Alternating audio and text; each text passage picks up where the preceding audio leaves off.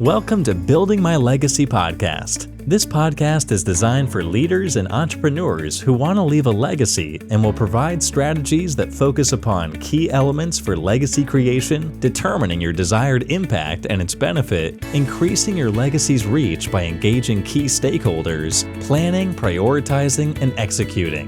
Here's your host, Dr. Lois Sonstegard. Hi, everybody. Welcome to Building My Legacy podcast. I have with me Rylee Meek. He is founder and CEO of Social Dynamic Selling System. It is a fascinating system. And I think for today, in what we're struggling with, it's even more interesting because he's learning how to adapt a model to what we're living with. He responded, this business grew out of a response that he made to Craigslist. And he learned a selling system from a selling system from them. And he had $675, something like that, not much, when he started the business. And he's now, over 9 years, grown it into a $100 million business. So he has obviously done a tremendous piece of work. He's created something that has met a need within business and the community. And so it's really fun to bring him to you and to hear what it is that he does. So Rylee, I'm going to let you take it from there and explain what you do. Hey, Lois. Absolutely happy to. Thank you. Thank you for the intro. So to be exact, it was $673. Oh, 73. In between, I was... I'll never forget that number. That's ingrained in my head. So, but yeah, it was, like you said, I had responded to an ad on Craigslist. At the time, I was kind of soul searching, looking for my next opportunity. I was, I had some highs and lows in my life prior to that, but I had just come off really a failed business venture, and hence one of the kind of low times in my life. And I was on a quest. I was just searching, and I think we all go through a journey. Life is a journey, and being open to opportunities, I think, is important. And of all places, Craigslist, right? The ad simply said, work 3 days a week and make $10,000. And I'm like, yeah, right. But the inquisitive nature within me, I had to inquire upon it, and that's when I was first introduced to this new concept of selling more one-to-many versus one-on-one. And this gentleman asked me to come down to a presentation. It was a couple-hour drive, but I thought, I'm not doing anything else, so I'll go down and check it out. And it really did blow my mind. I walked into this room, and he had 20 to 25 people within the room. He delivered a presentation. They were all, eagerly listening. He fed them a nice, steak dinner or chicken dinner, whatever it was. And at the end, he simply asked for an appointment to meet with them one-on-one. And he ended up getting like 7 or 8 appointments out of that. And that's what really rocked my world, because my whole, sales career, entrepreneur kind of path prior to this was definitely, I think we're all in sales, no matter what business you're in sales.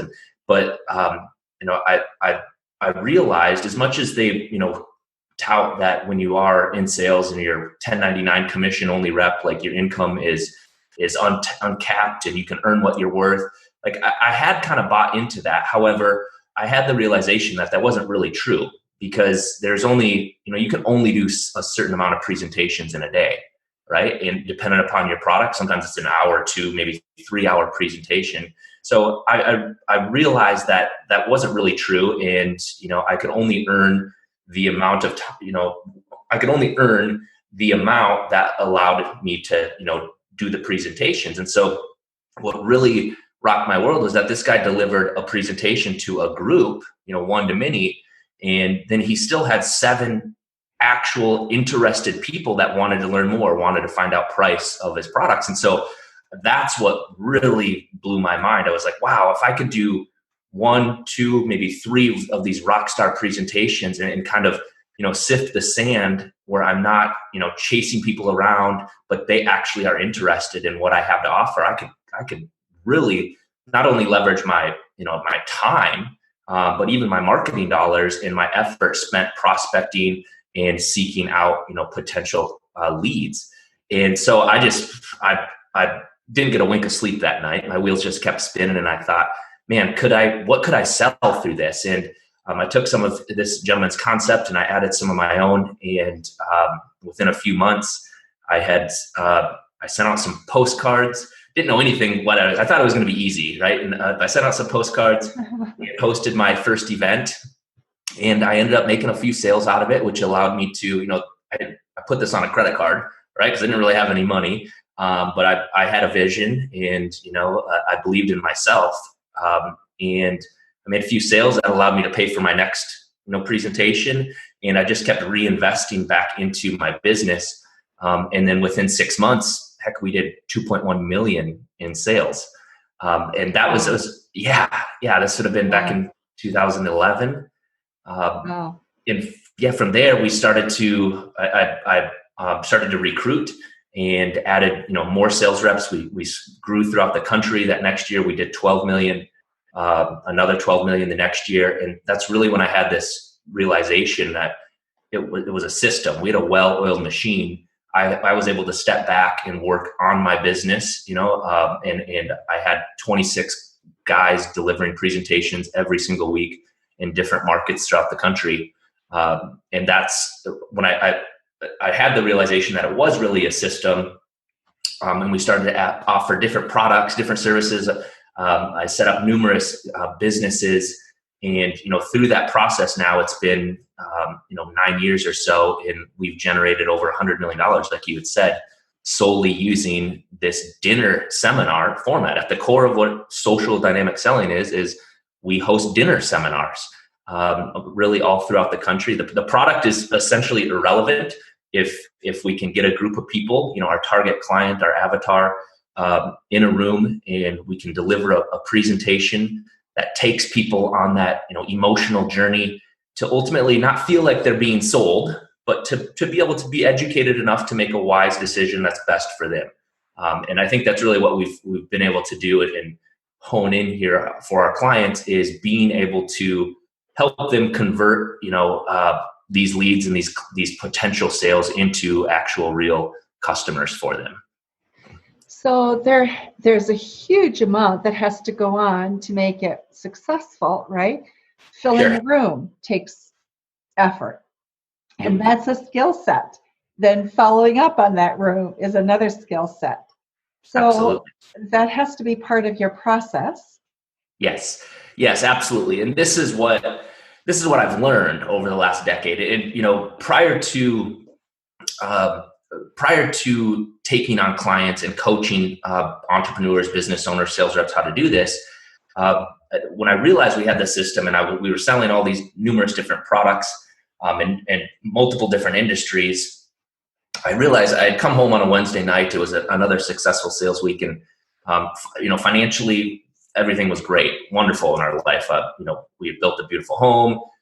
We could pretty much do what we wanted, but I remember this evening, that Wednesday night that I came home, my wife and daughter were already asleep, and I just had this feeling of like unfulfillment within me. And I if anybody who's, any of your audience or listeners that have made a lot of money, it doesn't even have to be a lot of money, but even if you realize that it's not really about money, right? It's about your purpose and, what your passion is. And I had zero passion for any of the products that I had sold.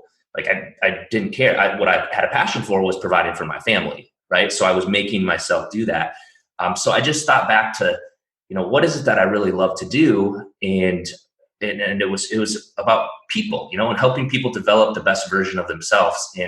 And I thought back to, the early days of struggling and selling one-on-one, and constantly that feast and famine lifestyle of where's my next lead coming from? Where's the next sale coming from? And I thought, man, what if the system is the actual product here? Because if the product that we're selling is irrelevant, could I teach these other business owners, these entrepreneurs that have a passion for their product, but they may not know how to take it to reach the masses? They not know how to, have a true sales and marketing system in place. Because if you build it, they do not come. That's not true. I don't care what anybody says. You have to have a system to take it to the public and to the masses.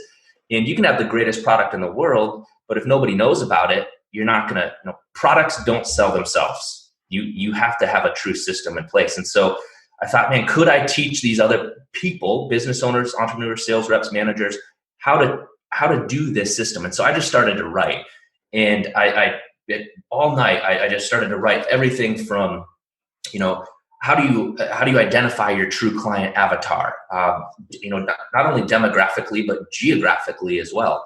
And starting with the end in mind, then okay, how do we reach them? How do we craft a message, an invitation that would want them to come learn about our product or service? How do we negotiate pricing for dinners with these restaurants? How do you set the room up? Is that actually important? Is it classroom style? Is it half rounds? Is it, there's a U shape? There's all sorts of different ways. So I just started to write down everything that I had learned over the previous years through a lot of trial and error, a lot of, stupid mistakes, but I was able to learn from that. And so I just put that all down in paper, which ultimately now is a book, an academy that teaches people how to do this system from A to Z. Scripting on how to negotiate with the restaurants, on how to take the incoming calls that are RSVPing, how to make your confirmation calls, to how to design your presentation, to how to ask for the appointment, to how to follow up and confirm the appointment, or what do you do with the people that don't give you an appointment? Are they just gone, or is there some ongoing efforts that could be done through this process? And so we put that all together, and as you said, yeah, it wasn't easy like I had originally thought. Like, I'm just going to craft a message here, send a postcard out, and hope people show. Because marketing today is definitely different than it was 9 years ago. And I think one of the best things that we've been able to do is stay on that forefront of, still utilizing, offline versions like direct mail. We do a lot of direct mail. We're doing a lot of Facebook ads now with what's going on in the world today. So we've been able to, stay in front of that for our clients, so they have an opportunity to still sell, no matter what the current situation is, that we're dealing with this, stay at home. I don't want to call it pandemic, I guess we'll call it, that we're all dealing with right now. So, right. So right now, okay, so you've adapted part of the system to an online. How do you have a dinner meeting online? Yeah. So this was devastating for us. But as I try to always look at everything glass half full, and really realize that it's been an amazing few weeks that we've been able to, it seems like the key word I hear everybody say is pivot. And what, prior to this, most everything that we had done was through live events in restaurants that, and it was a domino effect as these restaurants were closing down in each state, on marketing dollars that we had spent, a few $100,000, we ended up having to cancel 107 events because of this, which is obviously devastating financially. But we're entrepreneurs, right? And we don't give up. And so I looked at, I immediately went to work. We hired a software designer essentially, and we built out this amazing webinar format, this online system that we're still, we can still do all the forms of marketing, direct mail, Facebook, SEO, whatever it is, but we're directing them to a live webinar, right? An online webinar, which is becoming so more mainstream and readily accepted by folks now, just considering we're all cooped up in our homes. And so it's been a great time for us to, really focus in on that and perfect this. And man, we're doing some amazing things right now online. And, with that hit that we took financially, we're going to come out of this stronger than ever, not only for our companies, but for our clients, because now we have multiple versions of having a continual, our kind of tagline is that a predictable, a sustainable, and a scalable selling system, no matter where you are, throughout the country. So actually, Rylee, with as you look at going online and doing webinars, you've gone from one to many, many, right? Because you can reach so many more Absolutely. through a webinar. So the growth Absolutely. is perhaps larger. Yeah, absolutely. It's definitely there's different components to hosting a webinar. There may be different tactics, we'll call them, or skill sets that we'll teach on just because there's not necessarily this is still a social interaction, but it's not that we're sitting down and breaking bread together at a traditional dinner seminar. But yes, you are able to truly reach the masses, especially if your product or your service is not, limited by, geographic issues. But we can still hone in if we know that your target audience is in Edina, Minnesota, and we have a mile radius. We could still hone in on that and target folks on there. But if we can open it up to wider, areas, say you're selling a digital course or just consulting that can be done from afar. I mean, that opens the floodgates to the masses that we can actually market to.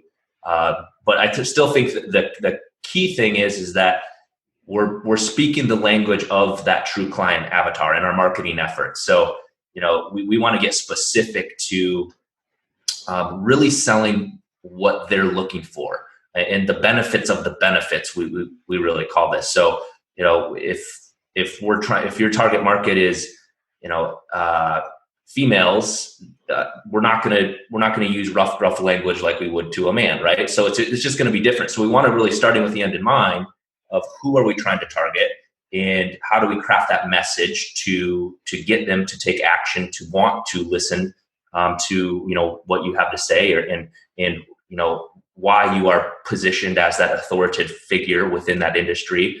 And then that's what we really help our clients do. So when they're able to come on and do their presentation, they're in a comfortable environment. They're not intimidated. Speaking in groups is the number one fear, sometimes even more than death, right? People fear speaking in public or groups of people. And so we help and coach our clients to be able to overcome those fears. And we teach them some, I call them ninja-like strategies to really be able to be the best version of themselves when they are, speaking or on stage or on a Zoom, a webinar, whatever it is, speaking to their actual clients. So Rylee, are there clients, people, businesses that are better served by a service like yours? Does it matter?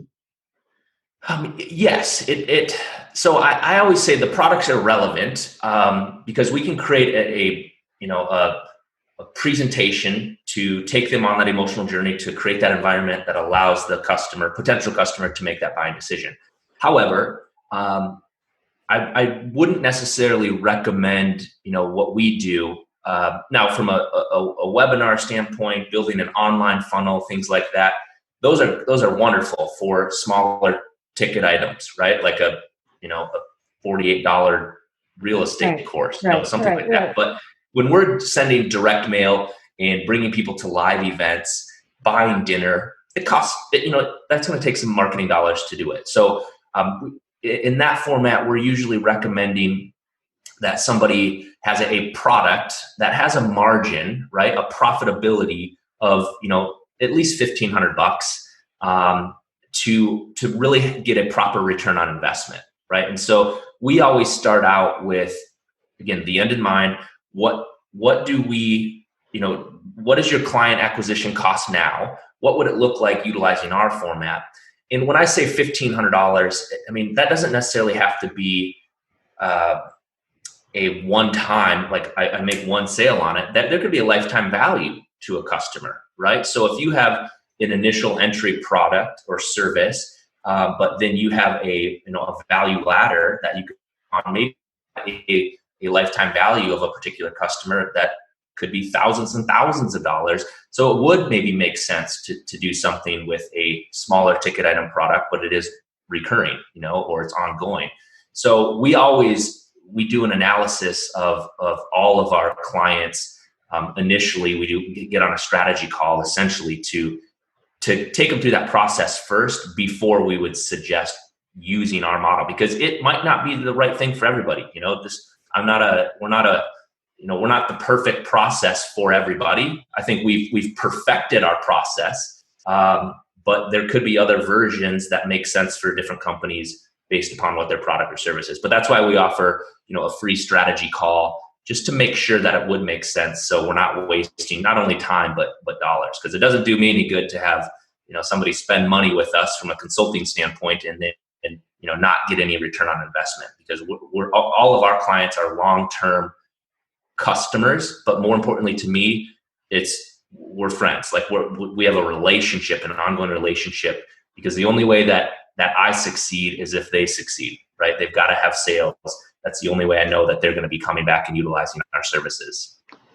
So Rylee, you also have mentioned in the past that when you take somebody on, you look at doing 8 events together, because it takes 8 consistent events to begin to really see that measurable success. Mm-hmm. Would you explain a little bit about that and why 8 and not 7 or 4? It's kind of like the, why isn't there a 7-minute ab video? Yeah. What's so special about 8, right? The reason we suggest 8 is really because through this process, it takes some time to set these campaigns up, right? So right now, I'm making the decision right now for our companies if we are going to be mailing for the first week of May. I've got to be able to make that decision right now, because there's print, there's, it's got to go to the postal service, it's got to hit homes 7 to 10 days in advance in order to get them to take action, right? We've got to negotiate, we have to book the restaurant. So that is a process, right? But that's all the stuff that we do, we can handle on the back end on more of our done for you programs. But the reason we suggest commit to 8 is because if you do a successful campaign, and when I say campaign, it could be 3 events off of one marketing, piece, one invitation that we send. But if we do that and we have a great success, right? Now I can pull the trigger on the next one, but it's going to be another 4 to 5 weeks until I can do my next event. And we want to be consistent, because we're going to be learning a lot through this. And especially if it's your first time of ever doing something along these lines, we want to be consistent, because we can make adjustments on the fly. Meaning, what happens when we greeted people this way? Did we use handouts? Did we not use handouts? What happens when I say this during my presentation versus this? Should I have served dessert? Could we get that? There's a lot of things that we can adjust. And that's what we give guidance to all of our clients. Not even that we have to be there, because we track everything. And I love numbers and data, and I love to be able to, measure things. And if you're not measuring your sales process, your marketing all the way through the close, the sale, you're not doing yourself a service, right? All those numbers need to be measured in order to understand, where things are succeeding or failing. And I really think, in these live events, we've kind of developed an offline funnel. If anybody's online on social media, you always hear there's online funnels, right? But really, we've created the offline version where, the 6 measurables that we're tracking. And like I said, this can be from afar, is our response rate, right? So if I send 5,000 direct mail pieces and I get 50 responses, I know I have a 1% response rate, right? So we're tracking that to, and so that would be them calling in to RSVP. And then once they RSVP, we're always going to be calling them back to confirm the day before. Okay, so we can give the restaurant proper numbers, prepare food, things along those lines. And some people may fall off, right? And so if what my person is saying or not saying is causing them to be turned off, we want to be able to adjust that.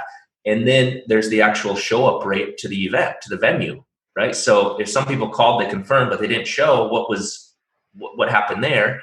And then we do our presentation, and it's obviously the appointment rate. So if I have 20 people that I'm talking to and I only get 2 appointments, is that good? Or is that bad? And we want to be able to make sure we're measuring that to, the next day we're meeting with our potential clients.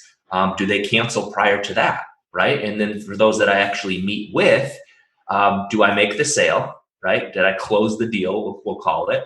But then the last one, which is always that dreaded, cancel number. We made the sale, but then they felt pressured and then they were turned off, right? And they canceled the next day. So we're measuring all of those because from afar, we can give guidance and direction to our clients on where they maybe should make some adjustments, right? And so this is different in any, if you're selling a service, it's going to be different than if you're selling a tangible product, right? So, but we're able to track that because we've sold both.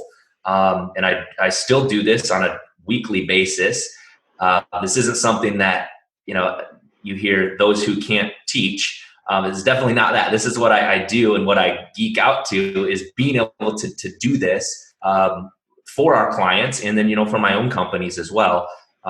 Every week I'm delivering presentations, whether it's in person or for the past few weeks now, just like this on a video call. So I think tracking those and measuring those is going to be the most important aspect with any marketing campaign, not just ours, of course.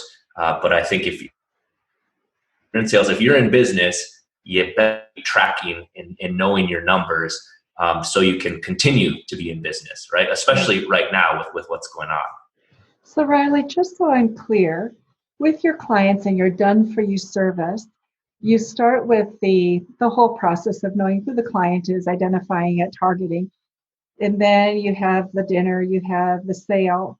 Do you manage that whole part, including closing the deal, or when do you pass it back to the client? What's the interface there? Yeah, we can. So what I mean by that is we have an a la carte version, and then we have a done for you version. Okay. I don't take on any more than usually 3 or 4 done for you versions a year, just because it's. I mean, I have a team, but I take those campaigns very seriously, and I'm usually the one that's delivering the presentation and working with their sales team, and so there's a lot involved with that. So depending upon our engagement level, would be where we would. And what I mean by that is if our clients say, you know what, you just handle the marketing aspect of it, we'll handle the presentation. We'll take the phone calls, or they can take the phone calls, and we make that our proposals essentially lay everything out on what they can do or what we can do, and then that allows our client to make an educated decision on what's best for them. So for example, we had a solar client that they had a product they could fulfill, but they didn't really have somebody that was comfortable speaking in front of the room. So we literally flew in, wrote the presentation because we have a template. So I just need to know a few key things about the product, and I can design a presentation because I know how people make buying decisions, right?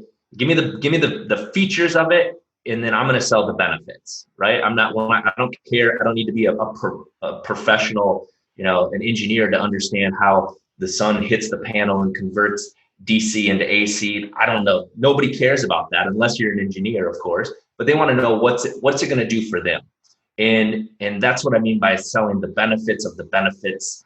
And I was able to. I flew in. We delivered the presentation. We asked for the appointment. And I think we had 2 back-to-back presentations. So we had close to 40 to 50 people that we ended up getting 13 appointments out of that.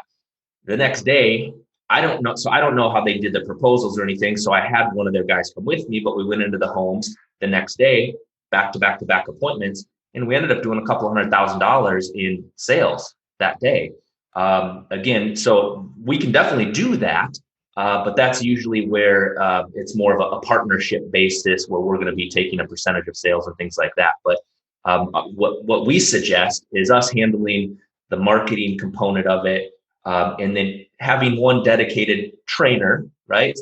So we can train the trainer and then they're able to work with their sales team and getting them on board with how to deliver presentations, things like that.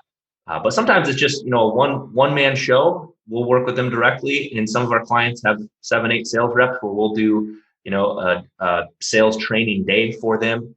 So it's really just dependent upon the engagement level with the actual client that we're working with. Got it.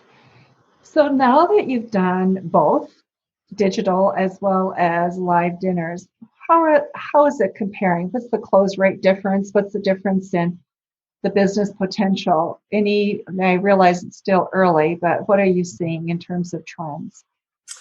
Yeah, so it definitely is early, and I always like to have a true test of and data. But certainly online is usually we're having to get double the amount of reservations for people that'll actually show up for the event.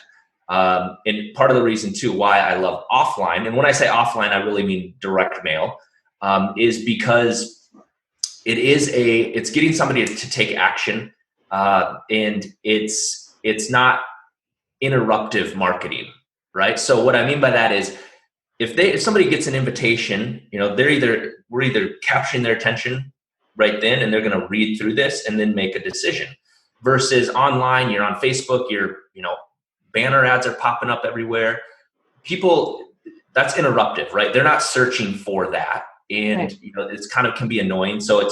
But they may see, oh, cool, click on it, and then register, and then never remember again, right? So they forget about it, or 3 days pass, and they're like, whatever, I don't care about that anymore. So definitely the registration rate versus the show up rate is way better offline versus online. But I think too, it does depend on product and service, and the follow-up system is key in getting a higher show up rate. So I can't necessarily say one is better than the other. I think dependent upon your product, it could work hand in hand together. And I really think that's what we're learning through this process, is what we're going to be offering our clients, coming out the gates here once life is back to normalcy, is we've built out a wonderful product suite for multiple different versions dependent upon what's best for them. I'm no longer limited to not being able to host webinars. And for our guys, when we're back to normal, we're still going to be doing live dinner events, the first part of the week. And then for those that are, have proved themselves and want to do more events, the ability to earn more money, we'll do marketing for them to deliver webinar events. So, they're at home and still able to earn money in the process. My guess is after this is all over, your dinner events will just skyrocket because people are going to be eager to just get out and be with other human beings. Absolutely. And that's, that social dynamic aspect is, I feel that people are going to be craving it like no other. And, we may not shake hands, we may bump elbows instead, but it's still the need for human interaction is going to be more than, the need for it's going to be more than ever. And that's why, we're getting, inquiries daily for people that, why would I look at doing this? It's like, if you're looking at doing this right now is the time to learn the process and understand, the moment we can start to host events and restaurants again, it's going to be gangbusters. I'm so excited to track those numbers once that happens, because I think our response rate and sale rate is going to just be, better than ever. Yeah. So you talked about solar as one of the industries that you work with. Other industries that you find this particularly good for? Yeah. So again, it's really just the profit margin within your product. So we've done this in the home remodeling industry, solar. We've done this in the medical industry. Which kind of medical? Is it plastics, dermatology? Is it both? Actually, dermatology, pain management, regenerative medicine. Chiropractors do workshops, cosmetic surgeries, orthodontic stuff, travel industries, investment clubs, business opportunities, franchise sales development, things like that. So yeah, really a large spectrum. And that's why I say the products are relevant. It's just, we need to make sure that you have a proper return on investment when you're spending these marketing dollars. We want to make sure you're getting that return on investment, so you can continue to market, right? Any industries for which this is not useful?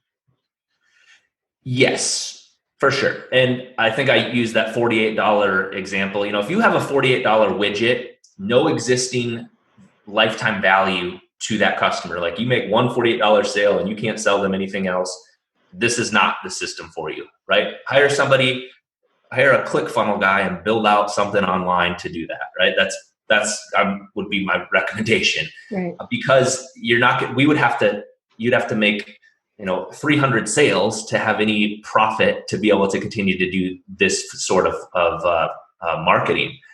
So that's it. Definitely, again, if it's just like a low ticket item, which is nothing bad about that, but it is just you're going to want to go about it a different way versus actual group events. Got it. Rylee, where are you at with your course that you are making available? Is it available now? Yeah, it is. Absolutely. It's called the Social Dynamic Selling Academy. So, and really why I made this course was because, some people to engage with us, we do we call it a dynamic strategy day, right? Where we spend an entire day kind of peeling back the onion of this, and teaching, the process of what we do. And we obviously, we have to charge for that, but some people may not have that ability. Cause I remember back when, I had that $673 in my bank account. So I wanted to have a course in which it's me, on film. And we have our scripts, we have our presentation templates, we have all of that we make available all online, for people that may not have the ability to engage with us, but they need to get started. So I wrote a book called Food for Thought that teaches people the process, and then the ability to buy into the Academy, which is a digital course. And like I said, like right now is the greatest time to go through something like that, because that's pretty much what we all have right now is time. And, being able to prepare yourself for doing these events, when we're back to normal. Rylee, we have used our time so fast here, and thank you so much. And for those of you who are listening, if you want more information about the Academy or work that Rylee and his group of people do, please email us and we'll make sure that information is gotten to Rylee.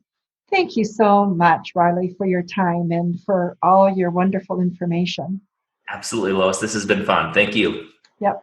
We'll see you next time at Building My Legacy. Thanks, everybody. You've been listening to Building My Legacy podcast with Dr. Lois Sonstegard. To book your appointment with Dr. Sonstegard, visit www.buildtomorrow.com.